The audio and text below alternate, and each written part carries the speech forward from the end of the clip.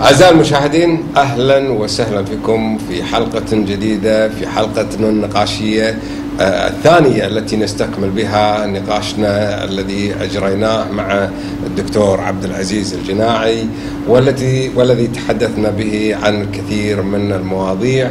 واليوم في هذه الحلقة نستكمل ما طرحناه، وسوف نفتح في هذه الحلقة أيضا العديد من المواضيع التي تهمكم وتهم المواطن وتهم تقدمنا وتنويرنا وثقافتنا، التي نسعى حقيقة من خلالها أن نبين الأشياء الكثيرة التي نعتبرها مخفية عن الجانب الثقافي والجانب الإنساني والجانب الحقوقي ومختلف الجوانب بما فيها السياسية والثقافية إلى آخره. الآن دعوني في هذه الحلقة أن أرحب بالدكتور عبد العزيز الجناعي، ونستهل معه في هذه الحلقة بالسؤال التالي.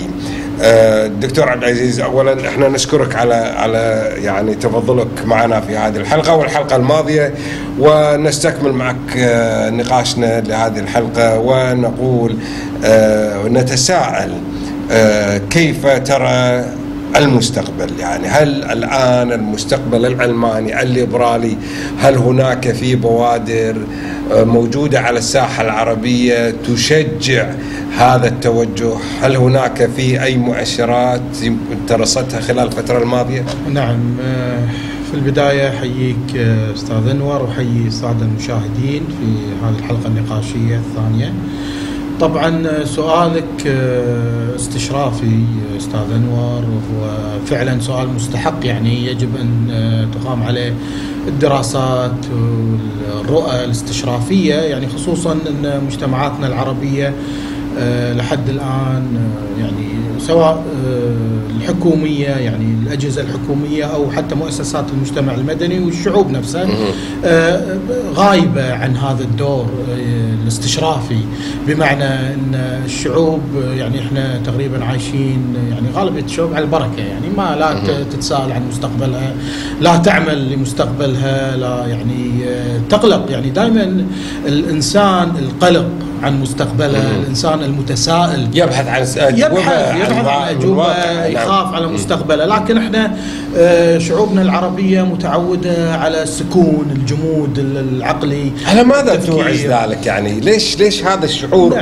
موجود بالساحة العربية كلها؟ اليوم أنا أسمع خبر من الأخبار المقلقة حقيقة، يعني قبل الاسترسال في هذا الجانب، عندما أسمع خبر بأن مثلا المجتمع العراقي، أشقائنا في العراق بعد ثورتهم وبعد كل اللي حصل، والآن بعد سقوط النظام الدكتاتوري بعد مرور أكثر من عقد عليه، تم نهب 300 مليار دولار تم صرفها وعاد بالفساد وإلى آخره. نعم.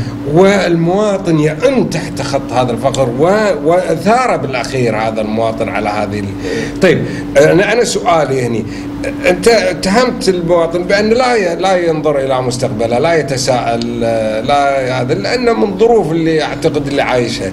لكن المواطن العراقي اليوم يتساءل. إيش معنى المواطن العراقي هو الذي تساءل وطرح هذا الأمر؟ نعم، دائما يعني النقطة الأساسية لحراك الشعوب تاريخيا يعني وبشريا هي نقطة المعاناة. الإنسان يعني اللي يعيش تحت يعني ضغط المعاناة يخرج، يعني يحاول أنه يعني يخرج ما فيه من كبت ومن ظلم ومن لا مساواة ومن قهر، فبالتالي يخرج. المواطن العراقي حاليا يعني المظاهرات الأخيرة اللي سمعناها، المظاهرات العلمانية تحديدا، يعني الشيء الجميل في مظاهرات يعني اللي حصلت في العراق انها حملت رؤية مدنية علمانية. يعني وهذا دليل ان الشعوب يعني بدأت يعني قليل يعني رويدا مثل ما يقال انها تدرك، يعني بدأت تدرك بأن العلمانية، بأن خروج يعني الشعوب أمر مستحق نعم. بعد كل ما مروا فيه المجتمعات العربية والشعوب العربية من ظلم ومن لا عدالة ومن نعم. الوصاية الدينية ومن تطبيق الشريعة. هذه كل الأمور هذه لم تأتي رغم أن الشعب العراقي يعني طول العقد الماضي وهو يدار من قبل حكوماته التي مرجعيتها دينية. طبعا المرجعية الدينية ليست منزهة وليست منزلة من السماء، هم أفراد بالنهاية، أشخاص يضعفون يعني مثل أي إنسان آخر أمام المادة، أمام المرأة، أمام السلطة. هذا يعني ما له علاقة إنه إذا كان رجل دين معناته انه منزه ومقدس، ويعني هذا نفس اللي في اوروبا. يعني شنو اللي حصل في اوروبا؟ انه تم يعني تلبيس رجال الدين او السلطه الدينيه او الكنيسه هذا اللباس المقدس، وبالتالي نعم انه جعلوا رجل الدين لا يخطئ. رجل الدين مفوض من السماء بانه ينفذ الاوامر، يعني ولازم ولا حد يرفض. هذا النتيجه اللي توصلوا له في العراق يعني. واعتقد في كثير من الدول العربيه قادمه اذا لم يتداركوا هذا الامر بازاحه السلطه الدينيه عن الحكم، برفض تطبيق الشريعه الاسلاميه كمصدر اساسي للحكم، واستبدالها بالعلمانيه كاساس مدني علماني ليبرالي يؤدي الحقوق للجميع بعداله ومساواه. طيب دكتور، ما دام انت تطرقت لهذه الجزئيه، وايضا هذه جزئيه مهمه دائما يتم الخلط فيها، يعني ما بين هناك من يدعي ويتهم الليبراليه العلمانيه بانها هي دين ومذهب ومله تنافس الدين وترفض الدين وترفض الشريعه والى اخره. يعني كيف نفسر للسادة المشاهدين بكل بساطة بأن الليبرالية والعلمانية ليست دين؟ بكل بساطة أبو خالد، يعني هي شيء واحد. الدين يعطي أوامر، طقوس، عبادات، شعائر. العلمانية ما تعطيك هذا الشيء. العلمانية منهج إدارة. أنت تصير مثل ما أنت، يهودي، مسلم، مسيحي، ملحد، شيوعي وغيره، أنت لك أحقية بما تحمله من أفكار دينية أو لا دينية. هذه حريتك الشخصية. بمعنى يعني العلمانية والليبرالية كمنهجية هي ليست كما يروج، ليست كما يروج أبدا، بأنها ضد الدين وضد الشرع، بدليل أن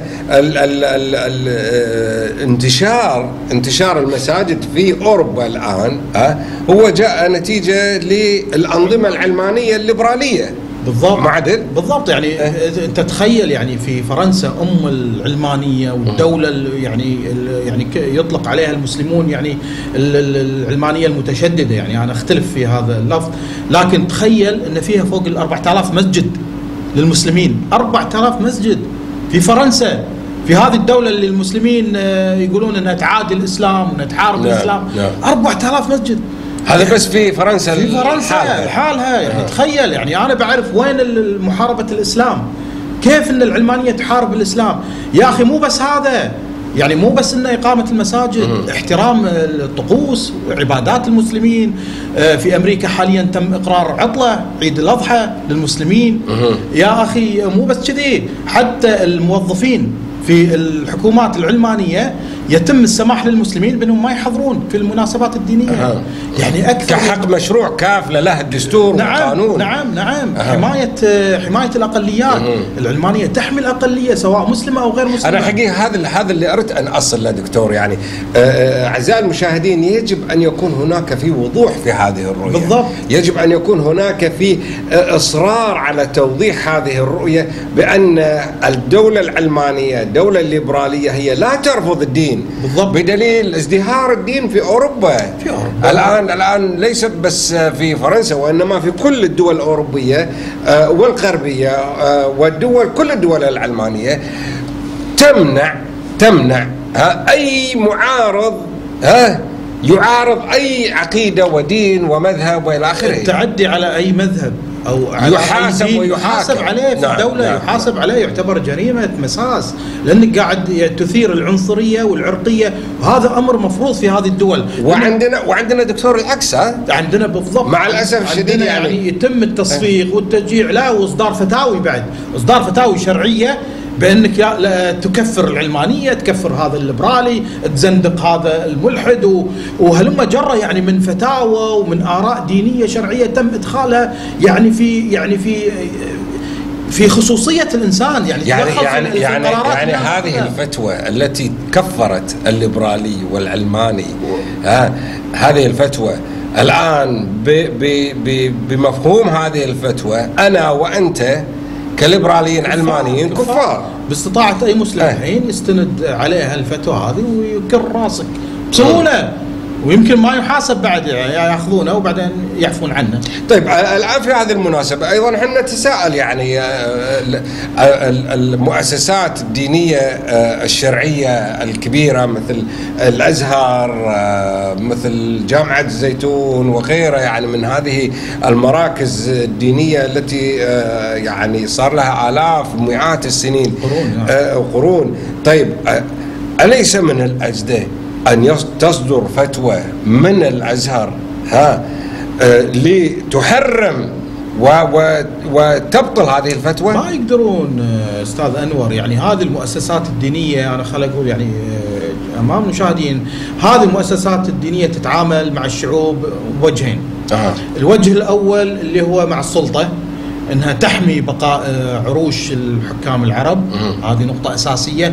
النقطة الثانية تحافظ على هذا التراث، لأن هذا التراث الإسلامي إذا تم نسفه أو إذا تم انتقاده أو إصلاحه أو تجديده، يعني سمى whatever you want، لكن إذا تم هذا الأمر فأنت لغيت هذه السلطة، لغيت هذه المؤسسات الدينية، وجعلت رجال الدين أو المتنفعين من هذه المؤسسات الدينية مواطنين عاديين، شعوب عادية، لكن هم مستفيدين دائما. فبالتالي هذه المؤسسات الدينية من المستحيل أنها ترضخ أو تقبل بتنقيح التراث، أن تقبل بتجريم حتى يعني داعش بشكل رسمي وصريح ودقيق.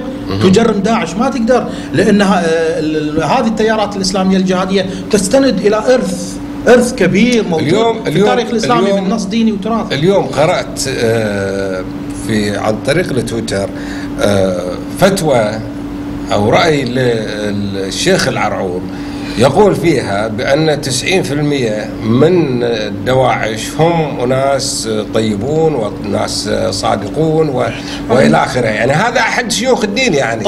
طبعا يعني هو أكيد طيب، لأن طالما أنه يحمل في قلب الإيمان ويحمل في باله وفي فكره هدف الحاكمية وتطبيق الشريعة، يعتبره طيب. أي إنسان يحمل هذا المبدأ هذا أكيد مبدأ طيب، لكن من وجهة نظر أخرى ومن زاوية أخرى آلية تطبيق هذه الطيبة وآلية تطبيق هذا الهدف كيف؟ للأسف أن النص الديني أو التراث الإسلامي أجاز، يعني في كثير من مواقعه وفي كثير من آلياته أجاز القيام بأساليب القسوة والعنف في سبيل تحقيق أو تطبيق الحاكمية. هناك يعني انطلاقة ينطلقون منها التيارات الإسلامية الجهادية من دار حرب ودار كفر، وأنه يحق في دار الكفر ما يحق في ديار يعني غير المسلمين من سبي ومن استرقاق ومن يعني تكفير الحكومات العربية وغيرها. يعني نحن أمام تراث إسلامي خطير فعلا، استطاع أن يأثر في العقل العربي واستطاع أن يدفع الشباب. هل جمد التفكير العربي؟ بالضبط، يعني التراث الديني طالما هو يعيش في الماضي، هذا العقل العربي طالما أنه يعيش في الماضي ويفكر في الماضي ما راح ينظر للمستقبل. هذا يرد حق سؤالك اللي سألته. العقل العربي ليش تجمد خلال هذه الفترة الطويلة؟ ليش المعتزلة مثلا انطلقوا وخرجوا من أسر هذا التراث الإسلامي؟ بسبب واحد، قدموا العقل على النقل. احنا لحد الآن المسلمين ما زلنا، غالبية المسلمين ما زالوا ان في اي مشكلة تواجههم روح يرجع 1400 سنة، يرجع يدور بالكتب الصفراء، كتب ناس ميتة انتهوا لهم، يعني نزلت هذه الكتب وهذه النصوص في زمن معين، في احداث معينة، في وقائع معينة، ما يجوز. وهل يعقل يا دكتور الآن يطبق على هذه الحادثة ما تم تطبيقه قبل 1400 سنة رغم التطور البشري الهائل؟ هم ما يعترفون بهذا التطور، هم يعترفون أن كل هذه العلوم، كل هذا التطور موجود عندهم، الفضاء والجينات والاستنساخ وما ادري شنو والعلم هذا الحديث، ويمكن حتى الميكروفون يقول لك الحين هذا موجود عندنا في النص الديني. اذا كان اخترعت يعني عطني رجل دين انا يلبس روب العلماء، يقرا صفحتين من القرآن ويروح يدش مصنع يخترع شيء. شفنا هالشيء؟ ما شفنا. على اساس انا اصدق، يعني انا كعلماني والله اؤمن بان النص الديني فعلا يحتوي على كل العلوم ما ظهر منها وما بطن. بس عطني دليل. انت بس تتقوى المعجزات والمعجزات، واحنا كل شيء موجود يا اخي، كل شيء موجود. روح اصنع انت حتى الملابس الداخليه، حتى تكرمون يعني النعل واللباس كله تستورده من الغرب. نعم. مجتمعات مستهلكه وغير منتجه. طيب دكتور، خلينا نرجع الى سؤالنا الاساسي. اليوم هل الصوت الليبرالي العلماني بدأ يأخذ دورة في المجتمعات العربية؟ أنا أقول لك أو أسألك السؤال هذا دكتور ليش؟ لأن لفت نظري خلال الأسبوع الماضي مقالة كتبت للكاتب يوسف عبد الرحمن يقول بها بما يفيد بأن بدأت الليبرالية والعلمانيين يتحركون بالساحة العربية وإلى آخره نتيجة للإخفاقات التي حصلت للتيارات الإسلامية. فهل بالفعل يعني الفكر الليبرالي العلماني بدأ يستنهض الهمة العربية؟ بدأت المجاميع أو المفكرين يبحثون عن بديل للتيارات الإسلامية وليس للإسلام؟ نعم أكيد، يعني أكيد نكون واضحين، يعني ليس للإسلام بحد ذاته كشريعة وكدين أو كمذهب، ولكن كتيارات إسلامية. يعني أصبح يرى اليوم المواطن العربي العادي نتيجة ما تم ضخه من التيارات الدينية خلال 40 سنة الماضية. اليوم نتيجة الحروب بوكو حرام وداعش والنصرة وغيرها، يعني هذا اللي أنتجته التيارات الإسلامية. وبالتالي هل هناك الآن وفق ما طرح في مقالة الكاتب يوسف عبد الرحمن بأن هناك في تحرك، يعني هل هناك في أمل؟ نعم، يعني سؤالك جيد أستاذ أنور. دائما يعني في كل حراك يعني أو في كل مخاض تمر فيه الشعوب أو مرحلة من مراحل التغير والتحول سواء إلى الديمقراطية أو إلى الإسلام أو غيره، في كل مرحلة هناك حراك يستشرف ينظر يرى من الواقع. يعني الواقع العربي احنا ما نبي نبتعد في الزمن كثير، لكن نبي يعني نخلي النقطة يعني اللي نتناقش فيها زمن الثورات العربية. نعم. نحن الآن احنا نتاج هذه الثورات. التغيير أو العقل العربي أو البنية الذهنية للعقل العربي حاليا قاعد تعيش صراع.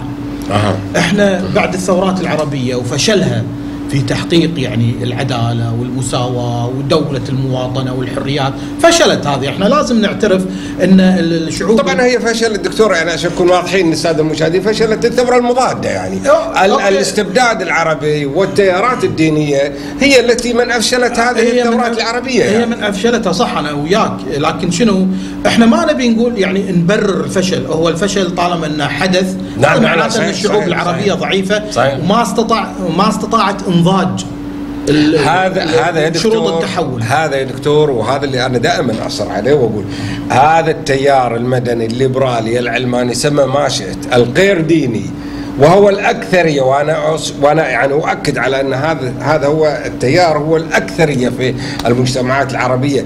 لكن هذا التيار من يحملون هذا الفكر غير منظمين، وبالتالي في أي صراع في أي انتخابات ينجح التيار المنظم. يعني التيار المنظم، التيار اللي خاطب العاطفة، يجيش العاطفة، الدين، يعني أنت واستخدام الدين والمساجد. يعني انظر حق هذا الدول العربية، الانتخابات، الدول اللي يعني الدول العربية اللي فيها انتخابات وتشريعية وبرلمانية، يعني شوف البوسترات، تلقى رجل دين ملتحي انتخبوا ما ادري منو تحت رعايه الله وتحت المسمى الفلاني وتحت شعار العداله الربانيه والالهيه. استغلال بشع. يعني للدين استغلال بشع. الآن نشوف هذا الأمر، الآن نشوفه في الانتخابات المصرية الآن الجارية اليوم، يعني شوف البوسترات اللي بالضبط حزب النور وغيره، فعلا يعني أمر يعني بشع عقليا ومنطقيا، ويعني يسفه العقل العربي. رغم أن هناك في حكم من المحكمة في مصر بعدم خوض التيارات الدينية بس ما يستطيعون، يعني للأسف أن حينما يعني يكون الشارع أو يكون الرأي العام أو تكون الحكومة أو النظام العربي مؤيد للدين أو مؤيد للتيارات الإسلامية، فيشجع أو يتغاضى عن التيارات الإسلامية ويعطيهم صلاحية كبيرة. نعم. هذا يعني يعني هذه النقطة ترجعنا حق سؤالنا، هل أن الليبراليين والعلمانيين استطاعوا فعلا الحراك؟ أنا خلينا نكون صريحين، الليبراليين والعلمانيين يعني في الوطن العربي، في يمكن مجتمعاتنا العربية والخليجية بالذات، يفتقرون إلى عدة يعني عوامل وأسباب تؤدي إلى يعني مو تفوقهم لكن إلى تنافسهم، يعني ينافسون بقية التيارات الإسلامية. ثقافة التنظيم هذه مفقودة يعني لدى النخب العلمانية الليبرالية. دائما كل 2 3 سووا لهم تجمع تنظيم واشتغلوا علمانية وغيره، لكن تعال قول له انضم مع تيار آخر أو مع مجموعة أخرى يطلعون مشاكل ومن يعني القيادة وغيره، يعني في إشكالية. نرجع إلى ثقافة التنظيم. يعني ثقافة التنظيم مفقودة. يعني شيء آخر اختلاف المنطلقات. بعض العلمانيين يرون أن فصل الدين عن الدولة ليس من العلمانية. يعني أنا استغربت في كثير يعني من العلمانيين العرب والخليجيين بالذات أنه يقول لك العلمانية من الإسلام. يعني هذه فكرة سخيفة وغير صحيحة وباطلة. العلمانية ما لها علاقة بالإسلام، العلمانية منهج إدارة حديث تم إنشاءه بعد فلسفة الأنوار والثورة الصناعية. بينما الإسلام دين وعبادات أمر مختلف آخر، طقوس وشعائر. بالضبط يعني أمر مختلف آخر.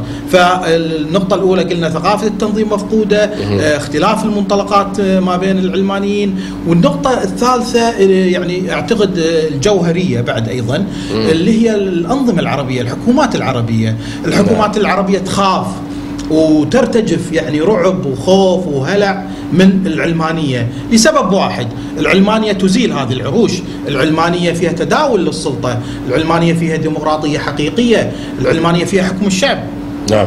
بينما الأنظمة العربية، غالبية الأنظمة العربية ترفض حكم الشعب، بالإضافة لأنها تحفظ المعتقدات الدينية وتحفظ بقاء الجهل وبقاء الجمود العقلي والفكري. لا أنا أقصد النظام والمنهجية الليبرالية العلمانية تحفظ لأفراد المجتمع لمعتقداتهم وطقوسهم وشعائرهم وتحافظ عليها. يعني بالضبط، لأن هذا مو هم العلمانية أنها تقصد الدين، مو همها. العلمانية همها حرية الإنسان، سعادة الإنسان، رفاه المجتمع. إذا كانت سعادة الإنسان في دينه فليكن ذلك. يا أخي يعني تصل من الصبح لليل ما حد ماسكك، هذه مو مشكلة. ولا يمنعك النظام العلماني، ولا يمنعك يا أخي. عندك المسجد روح صل في داخل. الدول العلمانية حاليا أنا الكنائس متروسة. نعم. أنت يعني الأغلبية تسافر حق دول الغرب الحين. نعم. يعني مستحيل ما بين كل فريج تشوف كنيسة. لازم يكون. يعني وين اللي يقول لك العلمانية تحارب الدين وتهدم ما تهدم الكنائس والمعابد وغيرها؟ موجودة يا أخي، موجودة. ما حد لغى هذا الدين ولا حد راح يلغيه، لأن الدين حاجة نفسية. طيب دكتور، يعني بهذا الاسترسال ليش دائما رجال الدين يتقولون على العلمانية والليبرالية بأنها هي ضد الدين، هي تريد تقصي الدين، هي تريد أن تنهي الدين؟ بالضبط. يعني ليش؟ يعني واحد السارق يخشى يعني على الغنيمة. نعم. يخشى يخاف. أي إنسان يسرق يخاف أنه ينكشف ينفضح.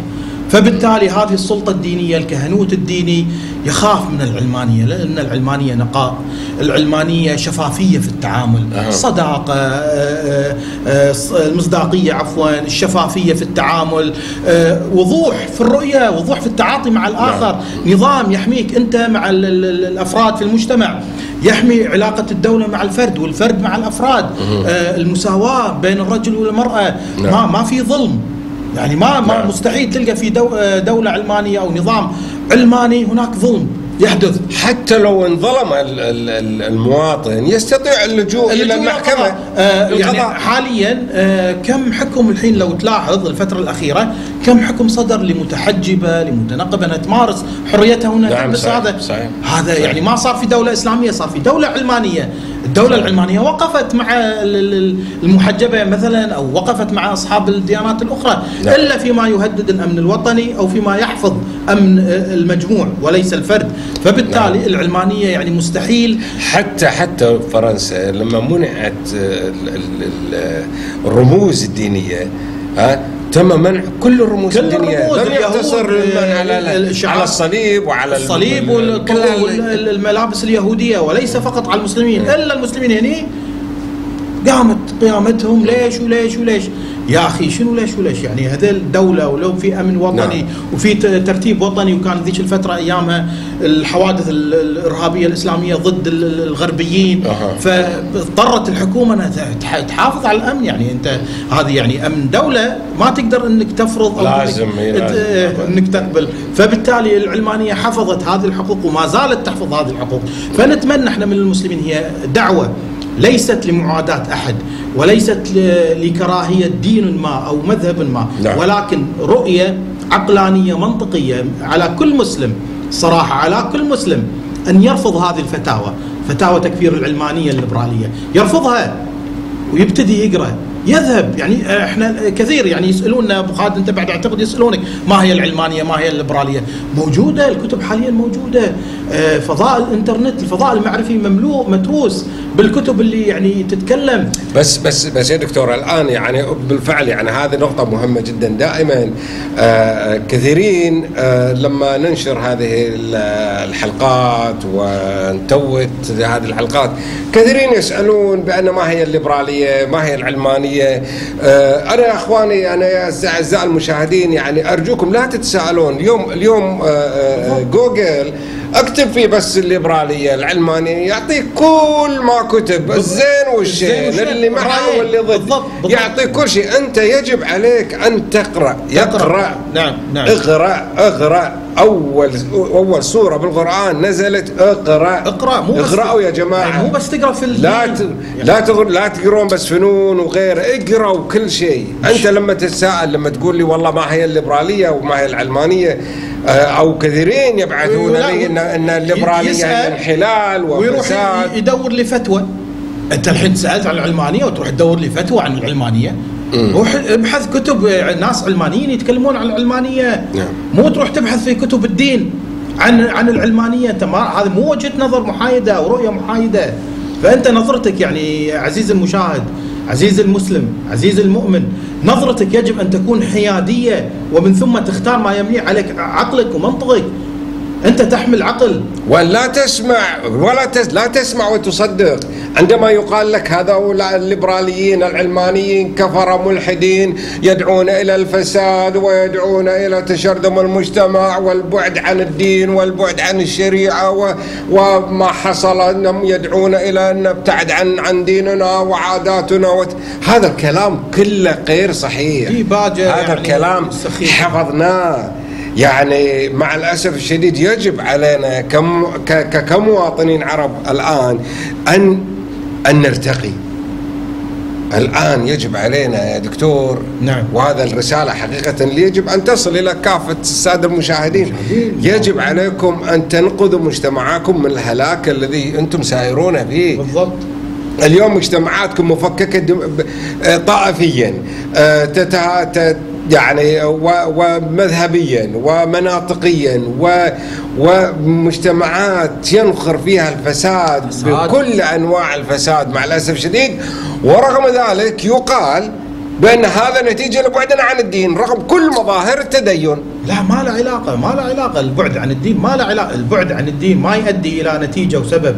الدين لأن أساس الدين عبادة، فأنت إذا تمسكت في الدين تتمسك بما يقربك من الله، بمن تعبده.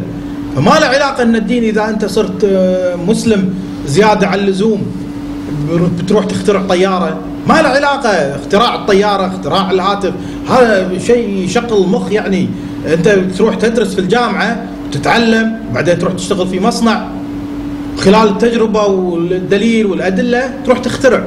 لكن إذا بتصلي وبتصوم وبتروح تخترع شيء، هذه ما صارت. يعني نعم. ما صارت. احنا 1400 سنه ويقولون احنا كذي، يعني هاي الطريقه 1400 سنه وان احنا صنعنا حضاره وما صنعنا حضاره، موضوع اخر. على كل حال، على كل حال يعني احنا الان شرفنا على نهايه هذه الحلقه. اعزائي المشاهدين، الآن أمامنا بعض الأسئلة الصغيرة والسريعة قبل نهاية هذه الحلقة، وأرجو أن تجيبني عليها باختصار وبمباشرة. ماذا تتوقع في المرحلة القادمة للمنطقة العربية؟ توقعاتي بناء على الواقع الحالي ومؤشراته ومعطياته، للأسف احنا قاعد نروح في يعني هاوية، طريق مجهول وخطير جدا إذا لم نتدارك نفسنا باختيار العلمانية. إذن أعزائي المشاهدين، إذا لم نتدارك سوف نروح أو نذهب أو نسقط في الهاوية. أعزائي المشاهدين، أشكر حسن استماعكم ومشاهدتكم لهذه الحلقة، وأستودعكم الله، والسلام عليكم ورحمة الله وبركاته.